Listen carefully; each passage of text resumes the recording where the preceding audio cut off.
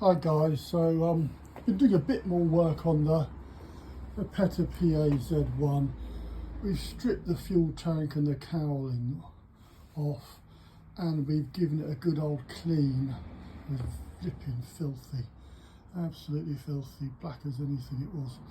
Must have had I don't think it's ever been cleaned in its entire life. It was black gunge. Anyway, we've given it a good old clean so we can start taking some other bits off. We're going to take the cylinder head off and I'll probably take the barrel off and have a look at the big ends, see if we need a new set of rings. It was a bit low on compression, so I expect the valve's probably a bit all coked up, and I expect it could do with a lap the valves in, so we'll do that. So yeah, it's just a little job that I'm going to spend the next few weeks on. No mad rush, just dipping in and out of it as and when I can. There's the fuel tank. It's a bit battered. I knocked a couple of dents out. I don't want to batter it too much or knock it about too much because it probably is very delicate now. The metal's gone a bit, it's rusty inside. We cleaned it inside the best we can. But yeah, obviously this is a 70-year-old machine. So we've got to rationalise what we do. It's got some pinholes which leak, so we're going to repair those with glass fibre. In the past I've used like a brazing rods, but with acetylene gas, but I don't have use of that anymore, so we'll have to use glass fibre, which is the easiest thing to do. Someone's sort of, in the past, it's had a whack there. That's the fuel return from the pump that puts the excess fuel back into the tank. I was thinking of bending that back out again, but again, if I start heating up and trying to bend it out, the metal might crack, so I think I'll just leave it. It's not leaking, so we'll leave that one alone. It's got its war wounds. That's what I quite like about this old engine. It's been a working engine, and it's quite nice to see some of the damage, as long as it's not terminal. So yeah, little dents and dings like that tell a story, don't they? So that'll stay like that. And this bit that's folded in, we'll leave that as well. That tells another little story of its working life. Some old farmer probably pushed it up against something and kicked it, who knows what he did. Drove a tractor into it. It's all a story of its last 70 years of its life, because it's probably at least 65, 70 years old, I'd imagine. It is the Series 1, as they call it. I think they started making them in 1954, I believe. Anyway, we'll show you some more stuff in a bit, the other bits I've been stripping and cleaning off. Tell you, it was a hell of a job to get these the tank clamps off, but I'll tell you about that a bit later, and I'll show you them. Anyway, look, we're going to get on with this now. Like I said, we're using this fiberglass repair kit. I did do a video when I repaired a PAZ AA1 tank, which was in a worse state than this one. This has got a few pinprick holes, not too bad. To be fair, yeah, it is old and fragile, but it's still quite strong. They did make these things pretty good in the old days. So yeah, it's not really built to last 70 years, so you know, it's gone beyond its useful life, I suppose, but we'll get a few more years out of it. I'll see you in a bit. Over and out for now. Hi guys, back again. Just gonna show you the fuel tank straps. So these are the straps that hold the fuel tank on. Now these were like black and they were seized solid. They're held on by these little barrel bolt type things. That barrel bolt obviously goes in there. I've taken it out for now. I had to use the old heat gun to get these out. Whew.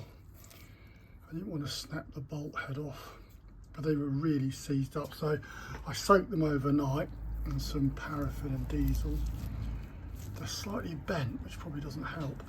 But yeah, it took a lot of effort to get off, but we got them off eventually. They're giving this a good clean up. And they're the cradles that the tank sits on, that the straps go around. so we're giving them a good old clean up and a wire brush. An invaluable tool for this sort of thing is the old angle grinder with the wire brush attachment, the rotary wire brush. Be careful when you're using these though, because they can get caught up, so make sure you've got the piece that you're working on in a firm, clamp it in a vise, or make sure it's really firm, because these things are spinning around at 10,000 RPM or something crazy, and if they suddenly flick the piece of metal that you're cleaning, it can fly across the room. A, it can get lost, and B, it can lodge itself in part of your anatomy, which I can tell you from experience is painful. So I've done some daft things in my time, so I try to be a bit more careful now. But yeah, an invaluable tool, the old angle grinder. You put various different attachments on. Also, the other useful tool is a bench grinder. That's got the abrasive wheel on that side, and then I've got the rotary wire brush, good for doing nuts and bolts. Again, be really careful, because that thing's spinning around at a lot of RPM, and it can flick a bolt, like turn it into a bullet. So you've got to be really careful again. Anyway, we're going to give these a coat of, this is my favourite sort of paint as the undercoat, red oxide metal primer. You can get that in most sort of agricultural shops or good DIY stores. I think Wick sell it. So we'll give these a coat of paint. Then I can obviously paint them the green, like a petter green. So we'll get on with that now. See you later. Over and out for now. So there, well, we've given the tank brackets a coat of red oxide. There they are, they can dry off there.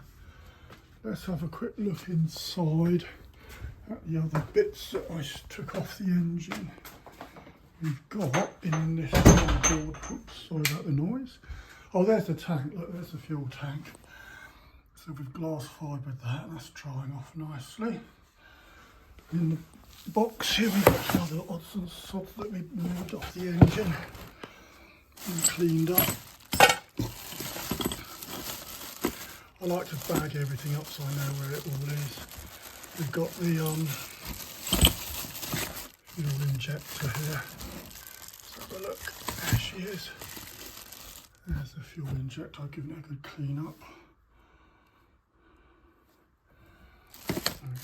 And there's the little fuel filter. It's quite an unusual one. I've not seen one. This is an early one. Uses felt, 2 felt blocks in there. It's a Bryce. There's that little knurled nut, which you can easily dismantle with finger tight. Like the other ones, you have to use a spanner or like a socket, but that's quite nice. Look at that, it's got like knurling on it, all aluminium, so that's really nice. That, so I've given that a good clean, and I managed to find an O-ring or rubber sealing gasket for there. We've got the fuel tap. If it was black, so that's come up in nice brass colour. The fuel lines, they've come up quite nice. That's the governor arm. Starting handles there, I've got to give that a clean up. I like to bag all the nuts and bolts so I don't lose them, so they're all bagged up. There for the cowling. We've got a little spill tank as well. Look at that, they're quite rare on PAZs, most of the time they're missing. That just catches the excess fuel from the injector into a little catch tank. It just bolts on the side of the engine. And we've got the injector pump in here. Let's have a look. She's in the bag, bagged up. It's black as well. Everything is black from years ago. So there's the fuel pump. The rack's moving nicely, it's not seized or anything, that moves nice and freely.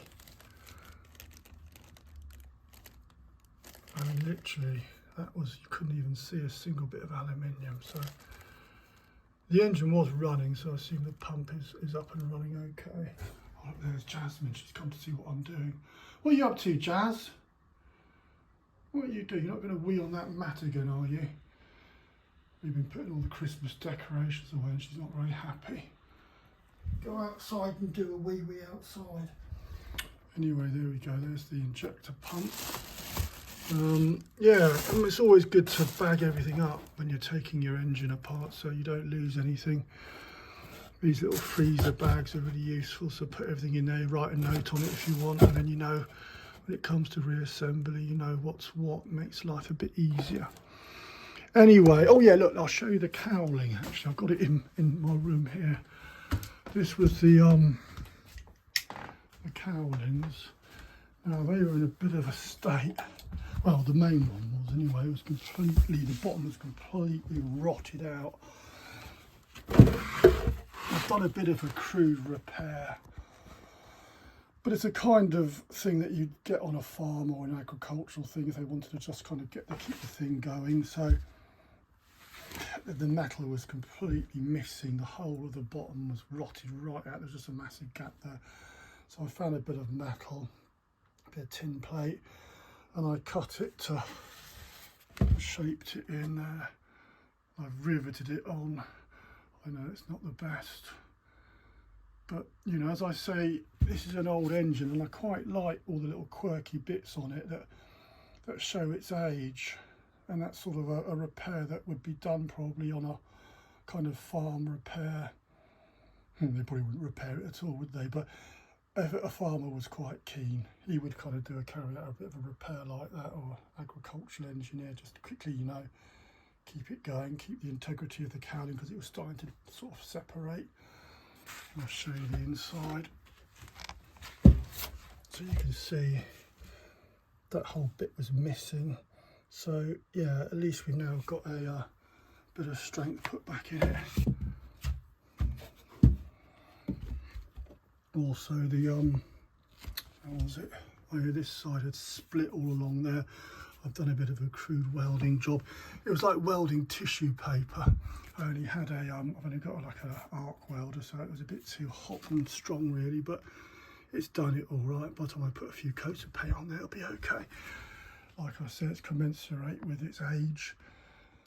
That cowling wasn't too bad. That one was okay, that's your top cowling. But there we go, yeah. So I've ordered some green paint, Petter green, so we'll give that a couple of coats of green paint. Start tidying it up a little bit. There we go, anyway, that's it for now. Next job is to remove the cylinder head and barrel and check out the piston and grind the valves in. So see you on that on the next video. Over and out, bye.